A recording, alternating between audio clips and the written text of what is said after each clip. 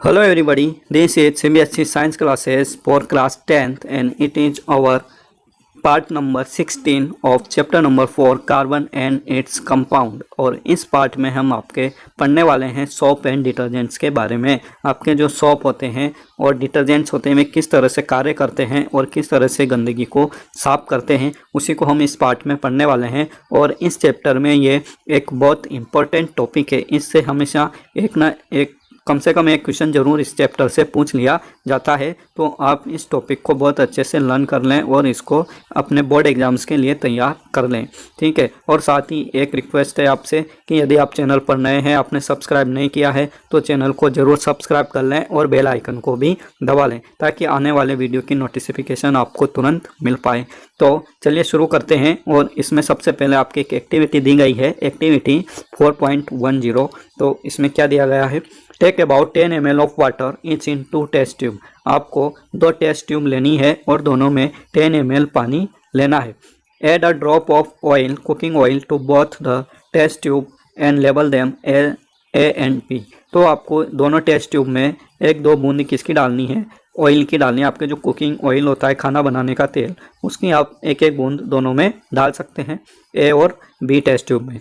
2 test tube B, add a few drops of soap solution. लेकिन जो आपकी test tube B है उसमें आपको सोप उसमें जो ऑयल डाला है आपने, वाटर भी है उसमें और ऑयल भी है, उसी में आपको थोड़ा सा सोप का सॉल्यूशन भी डाल देना है। Now shake both the test tube vigorously for the same period of time. अब दोनों टेस्ट ट्यूब को आपको अच्छे से उनको शेक करना है, उनको हिलाना है और उनके कंटेंट्स को मिलाना है। Can you see the oil and water layers separately in both the test tube immediately after you stop shaking them. तो क्या आप ऑयल और वाटर की लेयर्स इनमें देख पाते हो जब आप उनको शेकिंग करना बंद करते हैं। आप ऊपर लिखा हुआ है कि दोनों को शेक करना है, लेकिन जब आप उनको शेक करना बंद करते हैं तो थोड़ी देर बाद आपको जो टेस्ट ट्यूब ए है उसमें आपको क्या दिखाई देगी, ऑयल और वाटर की सेपरेट लेयर्स दिखाई देगी। क्योंकि आपको पता है ऑयल और वाटर आपस में मिक्स नहीं होते हैं, दे आर इमिसिबल, ये दोनों अघुलनशील होते हैं। इसलिए जैसे हम हिलाना बंद करते हैं ये 2 लेयर्स में आपको दिखने लगते हैं।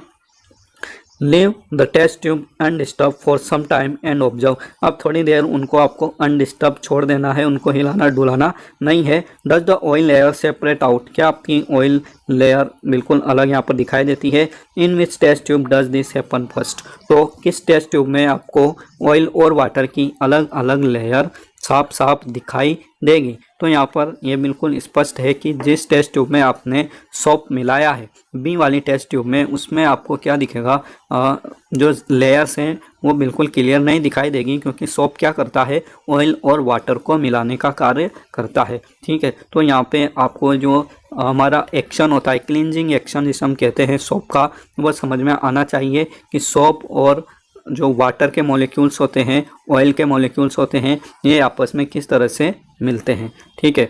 This activity demonstrate the effect of soap in cleaning. तो इस एक्टिविटी से आपका जो सोप की क्लीनिंग होती है उसको हम समझ सकते हैं।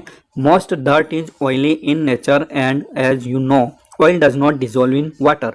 हमारी जो ज़्यादातर डर्ट होती है, कपड़े हमारे गंदे होते हैं, स्किन हमारी मैली हो जाती है, तो इसका जो मुख्य कारण होता है वह क्या होता है, ऑयल्स। हमारे ऑयल्स क्या होते हैं, बॉडी से निकलने वाले ऑयल्स या हमारे जो आसपास ऑयल्स होते हैं उनसे हमारे कपड़े ज़्यादा गंदे होते हैं और साथ ही हमारी बॉडी भी गंदी होती है। Oils does not dissolve in water, और ये भी आपको पता है कि ऑयल वाटर में डिजोल्व नहीं होते हैं, they are immiscible in water.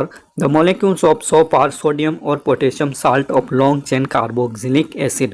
तो हमारे जो मोलिक्यूल्स होते हैं सोप के, वे वास्तव में क्या है, तो आप यहाँ से नोट कर सकते हैं सोप की डेफिनेशन कि आपका जो सोप मोलिक्यूल है वास्तव में क्या है। तो ये सोडियम और पोटेशियम के साल्ट होते हैं और इनमें कार्बोक्सिलिक एसिड की बहुत लंबी लंबी चेन होती है, 10 से 12 कार्बन की यहाँ पर आपके लॉन्ग चेन हो सकती है, ठीक है।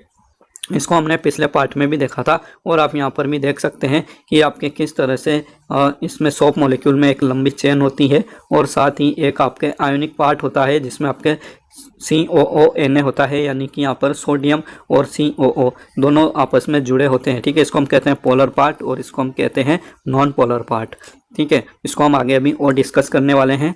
The ionic end of soap interacts with water while the carbon chain interacts with oil. तो आपके जो पोलर पार्ट होता है या आयोनिक पार्ट होता है COONA वाला, इसको हम क्या करते हैं, ये आपके वाटर के साथ इंटरेक्ट करता है और वहीं आपका जो लॉन्ग कार्बन चेन होती है वह ऑयल के साथ इंटरेक्ट करती है। द सोप मोलिक्यूल्स दस फॉर्म स्ट्रक्चर कॉल्ड मिसिल। तो इस तरह से आपके जो सोप मोलिक्यूल हैं वे क्या बनाते हैं, एक विशेष प्रकार का स्ट्रक्चर बनाते हैं जिसे मिसेल कहते हैं। तो आपके यहाँ पर दो डेफिनेशन क्लियर होती है कि सोप मोलिक्यूल क्या होते हैं और साथ में मिसेल क्या होती है। तो आप मिसेल की यदि डेफिनेशन पूछी जाए तो यहाँ से लिख सकते हैं, the ionic end of soap interacts with water while carbon chain interacts with oil. तो इस तरह से यहाँ पर जो रिएक्शन होती है तो यहाँ पर आपको जैसे ऊपर डायग्राम दिखाया गया है इस तरह से एक स्ट्रक्चर बन जाता है जिसे हम कहते हैं फॉर्मेशन ऑफ मिसेल। ये देखिए यहाँ पर जो Na वाला पार्ट होता है इसको हम कहते हैं हेड रीजन या पोलर रीजन, और जो लॉन्ग चेन कार्बोक्सिलिक एसिड वाला पार्ट होता है इसको हम कहते हैं टेल रीजन, और ये आपके ऑयल के साथ घुलनशील होते हैं। ठीक है, तो ये ऑयल के साथ चिपक जाते हैं। और जो हमारा पोलर पार्ट होता है जिसमें आपके सोडियम या पोटेशियम के आयन इधर होते हैं तो ये आपके वाटर से अट्रैक्ट होते हैं और वाटर के साथ इंटरेक्शन करते हैं, और इस तरह से लगभग सोप के 100 मॉलिक्यूल्स मिलकर क्या बना लेते हैं, एक मिसेल बना लेते हैं। और ऑयल ड्रॉपलेट को ये कपड़े से या स्किन से निकाल कर आपके वाटर में डिजोल्व कर देते हैं। ठीक है, इसको अभी हम आगे और समझने वाले हैं डायग्राम से, तो आप अभी थोड़ा टेंशन ना लें। Where one end of the molecules is toward the oil droplet while the ionic end faces outside. तो हमने डायग्राम में देखा कि हमारा जो सोप का मोलिक्यूल होता है इसका एक सिरा ऑयल की ड्रॉपलेट की तरफ होता है और जो आयोनिक एंड होता है, पोलर रीजन होता है, वह बाहर की तरफ होता है। This forms an emulsion in water. तो इससे क्या बन जाता है, यहाँ पर एक इमल्सन बन जाता है वाटर के अंदर ऑयल का। The soap micelle thus help in pulling out the dirt in water and we can wash our cloth clean. तो यहाँ से हम क्या देख पा रहे हैं कि हमारा जो मिसिल है ये इस तरह से क्या करता है, उस डर्ट पार्टिकल को या ऑयल पार्टिकल को आपके वाटर से आपके कपड़ों से अलग कर देता है और आप आसानी से कपड़ों को क्लीन कर पाते हैं। Can you draw the structure of the micelle that would be formed if you dissolve soap in a hydrocarbon. तो क्या आप यहाँ पर मिसेल का स्ट्रक्चर बना सकते हैं जो कि आपके सोप के द्वारा बनाया जाएगा यदि आप किसी हाइड्रोकार्बन में इसको डिजोल्व करते हैं। तो यदि ऐसा आपके क्वेश्चन आता है मिसेल फॉर्मेशन का तो आप सिंपल सा ऐसा डायग्राम यहाँ पर बना लेंगे। ठीक है, तो आगे आपके जो क्लीनिंग एक्शन होता है, मिसेल फॉर्मेशन होता है, इसके बारे में और समझाया गया है। तो इसको समझने से पहले हम यहाँ पर डायग्राम की हेल्प से कुछ और समझ लेते हैं। यहाँ पर आपके एक सोप मॉलिक्यूल का स्ट्रक्चर दिखाया गया है। इसके दो पार्ट होते हैं, एक होता है हमारा शॉर्ट आयोनिक पार्ट जो कि वाटर सोल्यूबल होता है, इसको हम पोलर रीजन या हेड रीजन भी कहते हैं। ठीक है, जैसे यहाँ पर एक गोल गोल दिख रहा है तो इसको आप हेड कह सकते हैं, और ये लंबी लंबी क्या है आपकी पूंछ है तो आप इसको टेल रीजन कह सकते हैं। ठीक है, हेड एंड टेल। तो आपके जो हेड है वह पोलर होता है। पोलर इसलिए कहा क्योंकि इसमें चार्ज होते हैं, पॉजिटिव आयन और नेगेटिव आयन आपस में मिले होते हैं जो कि आपके अलग अलग हो जाते हैं वाटर में डालने पर। तो ये जो पोलर रीजन होता है ये वाटर की तरफ अट्रैक्ट होता है, क्योंकि वाटर भी हमारा क्या होता है H3O फॉर्म में आ जाता है, मतलब हाइड्रोनियम आयन बना लेता है। तो ये जो आपके शॉर्ट आयोनिक पार्ट होता है ये कैसा होगा, वाटर सोल्यूबल। जबकि आपकी जो लंबी चेन होती है कार्बोक्सिलिक एसिड की जिसमें आपके कार्बन मॉलिक्यूल्स होते हैं, तो ये कार्बन की जो चेन है इसको हम कहते हैं लॉन्ग हाइड्रोकार्बन चेन, और ये आपकी ऑयल सोल्यूबल होती है। ये आपके टेल रीजन होता है और साथ ही ये आपके कैसी होती है, नॉन हाइड्रोफोबिक होती है। ठीक है, इसको हम कहते हैं हाइड्रोफिलिक और इसको कहते हैं हाइड्रोफोबिक। ऐसा पार्ट जो क्या करता है, पानी से दूर भागता है, उसे हम क्या कहते हैं, हाइड्रोफोबिक पार्ट कहते हैं। फोबिया, हाइड्रोफोबिक आपके बनाए फोबिया से। फोबिया का मतलब होता है डर, तो जिसको पानी से डर लगता है उसको हम कहते हैं हाइड्रोफोबिक रीजन या हाइड्रोफोबिक टेल। और ये आपका जो हेड रीजन है इसको हम कहेंगे हाइड्रोफिलिक हेड। ओके, तो ये आपने देखा यहाँ पर ये आपके सोप मॉलिक्यूल का एक स्ट्रक्चर होता है, और ये किस तरह से आपके क्लीनिंग करता है उसको आप इधर देख सकते हैं। कि तो यहाँ पर आप डायग्राम की हेल्प से समझ सकते हैं कि किस तरह से आपके मिसेल फॉर्मेशन होती है और सोप मॉलिक्यूल आपकी डर्ट पार्टिकल को स्किन से अलग कर देते हैं या कपड़ों से अलग कर देते हैं। तो जब हम सोप अप्लाई करते हैं तो उससे पहले हम वाटर भी अप्लाई करते हैं। तो एक्चुअली वाटर में ही हम सोप मॉलिक्यूल्स को यहाँ पर अप्लाई कर रहे हैं। तो सोप मॉलिक्यूल में आपको पता है एक पोलर रीजन होता है, आयोनिक रीजन होता है, या हम इसको हाइड्रोफिलिक रीजन भी कहते हैं जो वाटर की तरफ अट्रैक्ट होता है, और साथ में इसमें एक नॉन पोलर टेल रीजन होता है जो हाइड्रोफोबिक होता है, और ये आपके लिपोफिलिक होता है, मतलब ये लिपिड्स की तरफ, ऑयल पार्टिकल्स की तरफ क्या करता है, अट्रैक्ट होता है। तो यहाँ पर आपके जो डर्ट पार्टिकल्स होते हैं जनरली ये ऑयल्स होते हैं, और इन ऑयल्स पर ही आपके बैक्टीरिया वगैरह भी क्या करते हैं, इन्वेड करते हैं और स्किन से चिपके रहते हैं। तो जब आपके सोप मॉलिक्यूल्स यहाँ पर आते हैं इनके कांटेक्ट में, तो उनकी जो टेल रीजन होती है जो कि आपके हाइड्रोफोबिक होती है और साथ ही लिपोफिलिक होती है, मतलब लिपिड को लव करने वाली, तो ये लिपिड से यानी कि फैट मॉलिक्यूल से क्या होती है, चिपक जाती हैं। और जो आपके पोलर रीजन होता है वह आउटसाइड की तरफ क्या करता है, अपना सिरा कर लेता है, यानी कि वाटर मॉलिक्यूल्स के साथ ये एक्शन करता है। ठीक है, और धीरे धीरे ये जो सोप मॉलिक्यूल होते हैं चारों तरफ से डर्ट पार्टिकल को घेरना शुरू कर देते हैं। तो इस तरह से ये देखिए आप यहाँ पर सभी जो सोप मॉलिक्यूल्स हैं वे चारों तरफ से उन्होंने डर्ट पार्टिकल को घेर लिया है और डर्ट पार्टिकल आपका स्किन से अलग हो चुका है। तो इस तरह से आपको समझ में आ रहा होगा कि आपके जो नॉन पोलर टेल होती हैं they adhere to dirt on the skin, वे आपकी स्किन पर जो ऑयल होते हैं, डर्ट होते हैं, उनसे चिपक जाते हैं। और जो पोलर ग्रुप्स होते हैं they are soluble in water and help lift the dirt away from the skin, और वह इस तरह से आपके डर्ट पार्टिकल को स्किन से अलग होने में हेल्प करते हैं। तो यहाँ पर आपको अच्छे से यहाँ पर समझ में आ गया होगा। आई होप इस डायग्राम को भी आप अपनी नोटबुक में ज़रूर बना लें, आपको ये लर्न करने में काफ़ी हेल्प करेगा। Then we come to our text book. यहाँ पर मिसेल्स के बारे में और थोड़ी जानकारी दी गई है, तो इसको भी हम स्टडी कर लेते हैं। Soaps are molecules in which the two ends have different properties. तो जो सोप होते हैं आपके ये ऐसे मॉलिक्यूल्स होते हैं जिनमें कि दो अलग अलग तरह की प्रॉपर्टीज़ होती हैं, जैसे अभी मैंने आपको स्ट्रक्चर में दिखाया। वन इज हाइड्रोफिलिक, एक पार्ट कैसा होता है, हाइड्रोफिलिक होता है। जो पोलर रीजन होता है हमारा हेड पार्ट, वह कैसा होता है, hydrophilic. That is it interacts with water, जो कि किसके साथ रिएक्शन करता है, वाटर के साथ रिएक्शन करता है या वाटर के साथ ये एक्शन करना पसंद करता है। While the other and is hydrophobic, और दूसरा जो एंड होता है टेल रीजन, लंबा वाला पार्ट, वह हाइड्रोफोबिक होता है, जो कि क्या करता है, that is it interacts with hydrocarbons, जो कि आपके हाइड्रोकार्बन्स के साथ रिएक्शन करता है। मतलब जो आपके ऑयल पार्टिकल्स होते हैं वे भी एक्चुअली में हाइड्रोकार्बन होते हैं। ठीक है, तो जो टेल रीजन है वह हाइड्रोकार्बन्स के साथ रिएक्शन करती है, वाटर के साथ रिएक्शन नहीं करती, इसलिए हम इनको क्या बोलते हैं, hydrophobic. But they are lipophobic. Lipophobic आपके लिए यहाँ पे एक नया वर्ड है जो लिपिड्स को लव करता है, यानी कि आपके जो ऑर्गेनिक कंपाउंड है इसको लव करता है, तो उसको हम बोलते हैं लिपोफिलिक। ठीक है, when soap is at the surface of water the hydrophobic tell of soap will not be soluble in water and the soap will again along the surface of water with the ionic end in water and the hydrocarbon tail producing out of the water. तो इस तरह से जब आप water की सतह पर या वाटर में सोप को डिजोल्व करते हैं तो जो हाइड्रोफोबिक टेल होती है सोप की, जो कि वाटर से दूर भागती है, ये वाटर में तो सोल्यूबल नहीं होती है, लेकिन ये जो डर्ट पार्टिकल होते हैं उससे जाकर चिपक जाती है और अपनी जो टेल होती है, ठीक है, उसको वाटर से दूर की तरफ ये आउट करती है या प्रोट्रूडिंग करती है।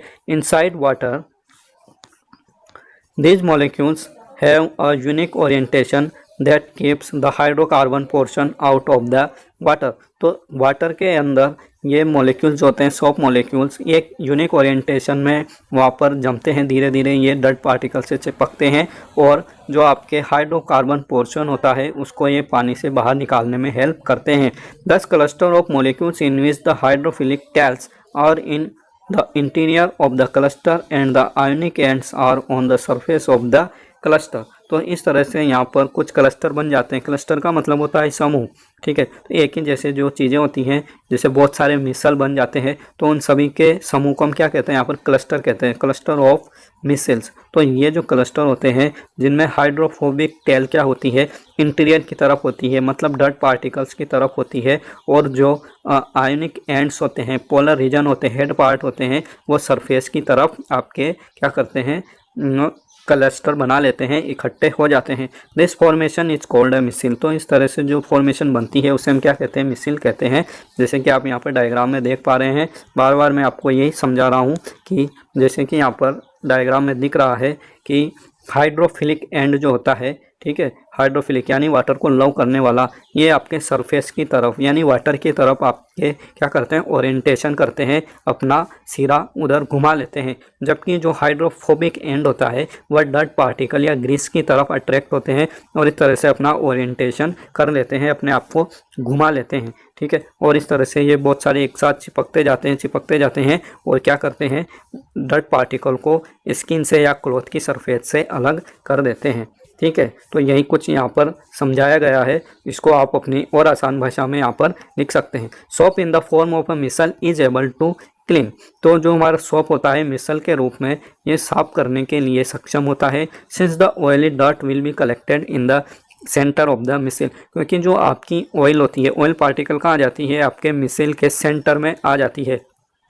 तो ये आसानी से क्या हो सकता है, वॉश अवे हो सकता है। The micelle stay in solution as a colloid and will not come together to precipitate because of ion ion repulsion. तो ये जो मिसल होते हैं आपके, ये कोलॉइड के रूप में, कोलॉइडल सॉल्यूशन हमने पढ़ा है 9th क्लास में, क्या होते हैं, कोलॉइडल इमल्सन जो भी होते हैं, इनको हमने पढ़ा है ना, मतलब जो अच्छे से सोल्यूबल नहीं होते हैं, ट्रू सॉल्यूशन नहीं होते हैं, वे कोलॉइड फॉर्म करते हैं। तो ये कोलॉइड के रूप में यहाँ पर मिसल वाटर के अंदर जमा होते हैं और ये प्रेसिपिटेट भी नहीं होते हैं, मतलब ये जो आपके कंटेनर होते हैं उसकी दीवारों पर भी नहीं चिपकते हैं, बिकॉज यहाँ पर आयन आयन रिपल्सन होता है। मतलब ये जो आपके पोलर एंड्स होते हैं ये चार्जेबल होते हैं, इनमें कुछ ना कुछ चार्ज होता है और यहाँ पर आयन आयन रिपल्सन होता है, इस कारण से ये मिसल्स एक दूसरे से चिपकते नहीं है, ठीक है। तो आप इसको यहाँ पर ध्यान रखिए कि यदि हमारा वाटर शुद्ध है, मतलब हार्ड वाटर नहीं है, हमारा नॉर्मल वाटर है, तो यहाँ पर ये मिसल बहुत अच्छे से वर्क कर पाते हैं, क्योंकि ये जो आपके पोलर रीजन है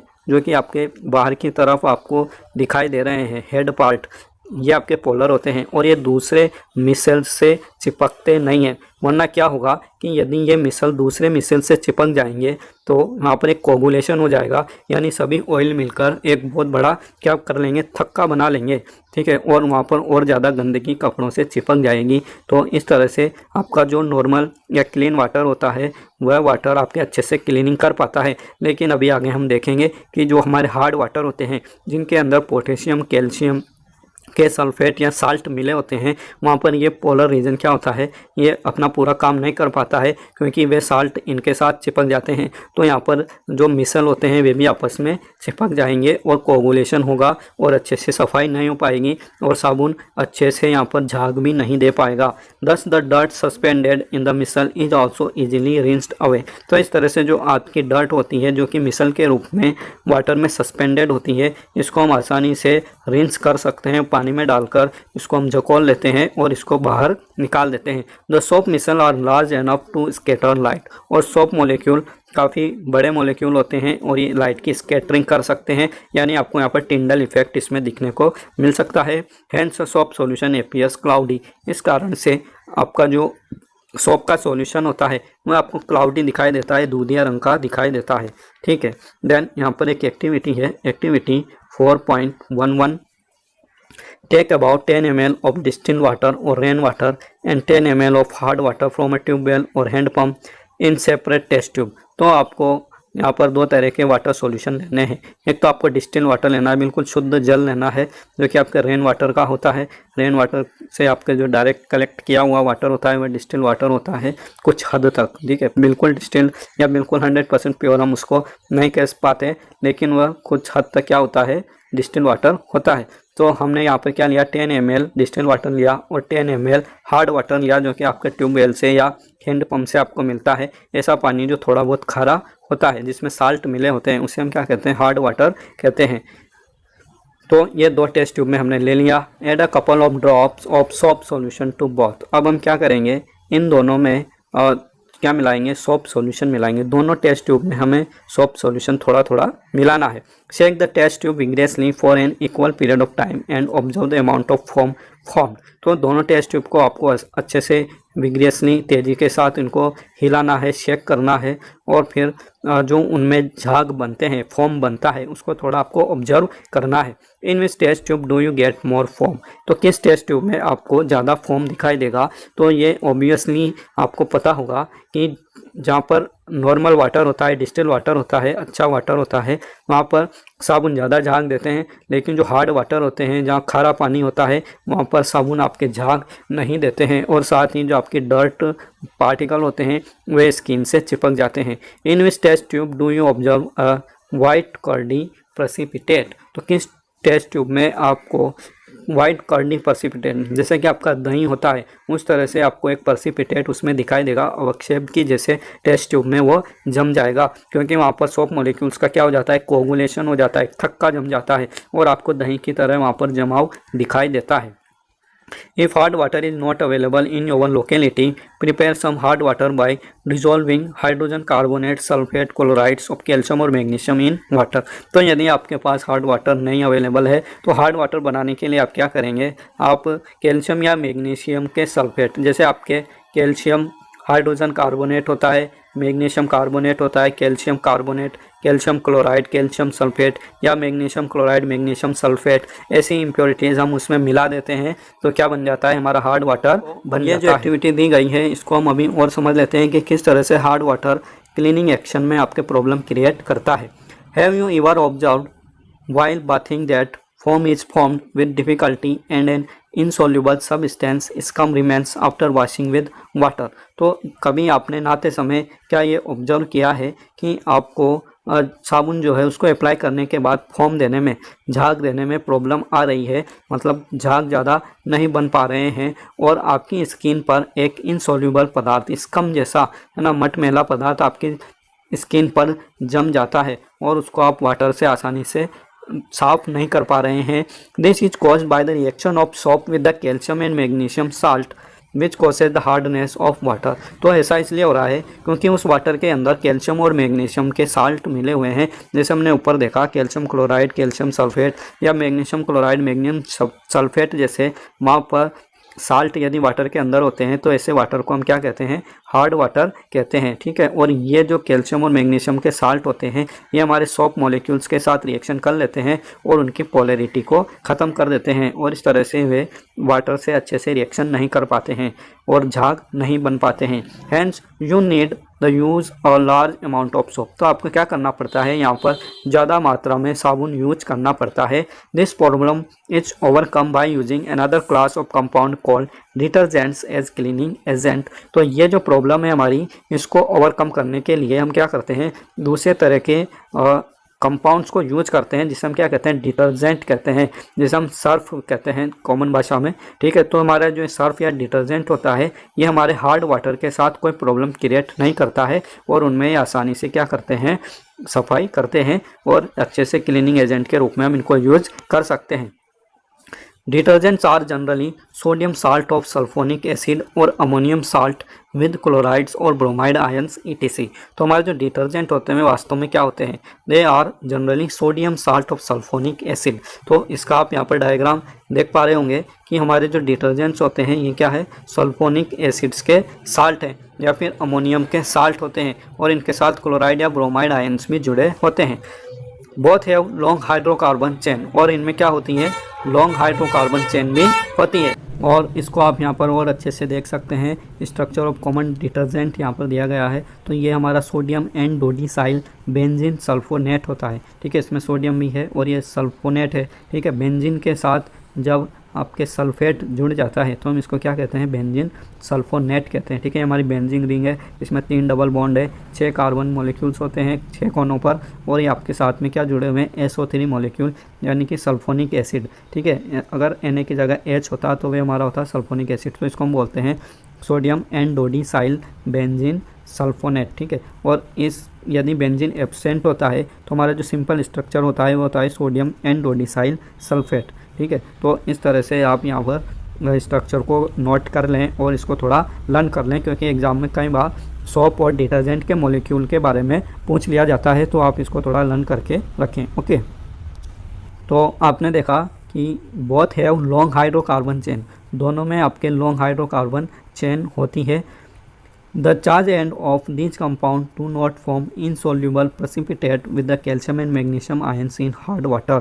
तो ये जो चार्ज एंड होते हैं हमारे डिटर्जेंट्स के, जैसे कि आपने देखा SO3Na इसमें हेड पार्टिकल में होता है। ठीक है, आपके जो सोप मॉलिक्यूल होते हैं उनमें COONA होता है, जबकि डिटर्जेंट में SO3Na होता है। ठीक है, तो ये जो चार्ज एंड होते हैं डिटर्जेंट के, ये कैल्शियम और मैग्नीशियम आयन के साथ सोल्यूबल नहीं होते हैं, दे आर इनसोल्यूबल, है ना, और ये यहाँ पर प्रेसिपिटेट भी नहीं बनाते हैं। ठीक है, जैसे हमने ऊपर देखा कि कर्डी प्रेसिपिटेट दही जैसा यहाँ पर प्रेसिपिटेट बन जाता है और टेस्ट ट्यूब में जम जाता है, उस तरह से यहाँ पर इनसोल्यूबल प्रेसिपिटेट नहीं बनते हैं डिटर्जेंट्स के साथ हार्ड वाटर में भी। दस they remain effective in hard water, तो इस तरह से वे हार्ड वाटर में भी क्या कर पाते हैं, अच्छे से क्लीनिंग कर पाते हैं। Detergents are usually use to make shampoos and products for cleaning cloth. तो डिटर्जेंट जो होते हैं ये हमारे शैम्पू वगैरह बनाने में और क्लीनिंग क्लॉथ कपड़े धोने के लिए जनरली जो सर्फ वगैरह होते हैं उनको बनाने के लिए यूज में लिए जाते हैं। ठीक है, डिटर्जेंट को हम हिंदी में अपमार्जक कहते हैं। तो इस तरह से हमारा ये जो चैप्टर है ये यहाँ पर कंप्लीट होता है, और यहाँ पर कुछ क्वेश्चन दिए गए हैं इन टेक्स्ट क्वेश्चन, ये हम अपने नेक्स्ट पार्ट में इनको डिस्कस करने वाले हैं, सॉल्व करने वाले हैं। तो आप मेरे साथ बने रहिए, और यदि आपने चैनल सब्सक्राइब नहीं किया है तो तुरंत सब्सक्राइब कर लें, बेल आइकन को भी दबा लें। ओके, थैंक यू, जय हिंद, जय भारत।